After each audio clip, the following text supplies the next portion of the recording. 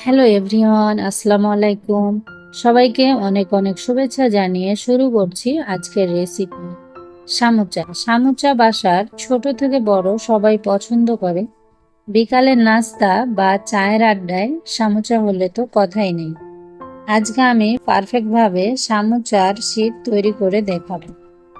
প্রথমে আমি সামুচার শীট তৈরি করার জন্য ডো বানিয়ে নেব। এর জন্য একটি বাটিতে 1.5 কাপ পরিমাণ ময়দা, স্বাদ মতো লবণ, 1 টেবিল চামচ সয়াবিন তেল দিয়ে দিচ্ছি। এবার সবগুলো উপকরণ মিশিয়ে নিচ্ছি। এবার অল্প অল্প করে পানি দিয়ে সফট ডো তৈরি করে নেব। তবে খুব বেশি নরম করে ফেলা যাবে না। ডো 5 মিনিট মতো মুথে নেব। ঢাকনা দিয়ে ঢেকে 10 মিনিট রেখে দিব। ফিরে আসলাম 10 মিনিট পর। এখন ঢাকনা সরিয়ে ডো 5 মিনিট মুথে নিব। এরপর ছোট ছোট লেচি কেটে নিব। সবগুলো একই সাইজের করে গোল বলের মতো বানিয়ে নিচ্ছি।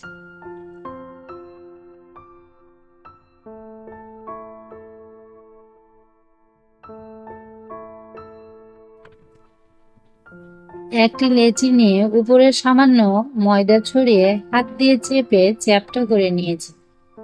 এরপর রুটিটা বেলে নিব। বেশি পাতলা করে বেলা যাবে না। এইভাবে সবগুলো রুটি তৈরি করে নিব। সবগুলো রুটি তৈরি করা হয়ে গেছে।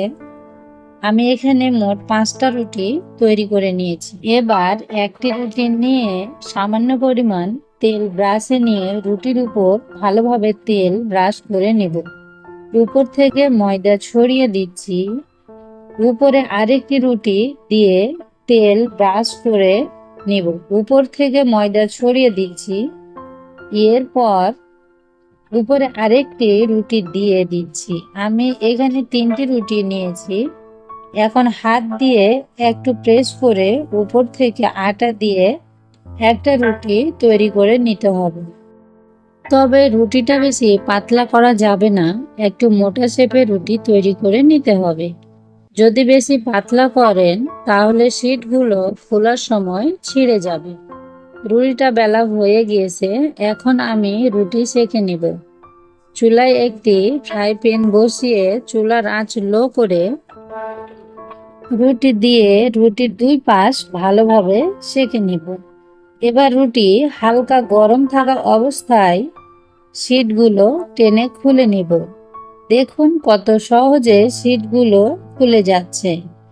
এখন আমি সবগুলো শীট তৈরি করে নিয়েছি। সামুচার জন্য শীটগুলো রুটির 2 পাশ একটু করে কেটে নিচ্ছি। আমি যে অংশগুলো কেটে নিয়েছি সেগুলো ফেলা যাবে না। এগুলো দিয়ে সামুচার পুর রেডি করতে হবে।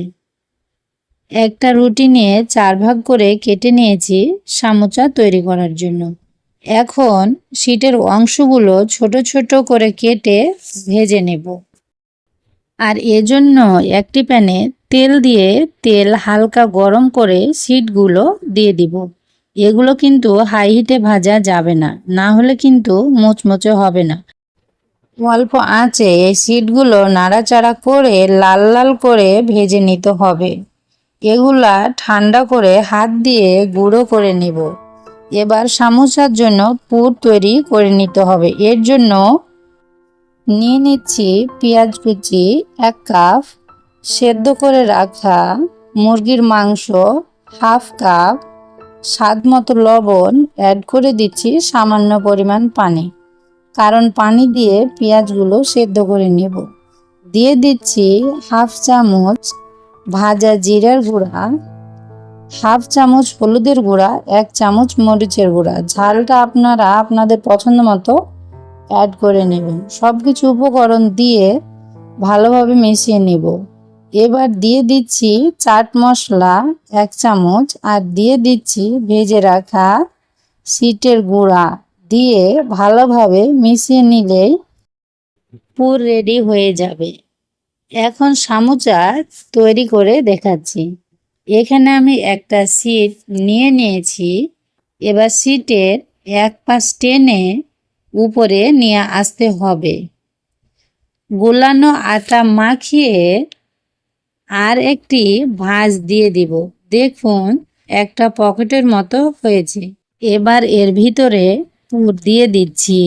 দিয়ে আটা মাখিয়ে ভাঁজ দিলেই একটি সামোচা তৈরি হয়ে যাবে। সেমভাবে আরেকটি সামোচা তৈরি করে নিব। এই ভাঁজটি ভিডিও দেখে আপনাদের বুঝে নিতে হবে। এবার একটি শীট নিয়ে উপর দিকে ভাঁজ করে নেব।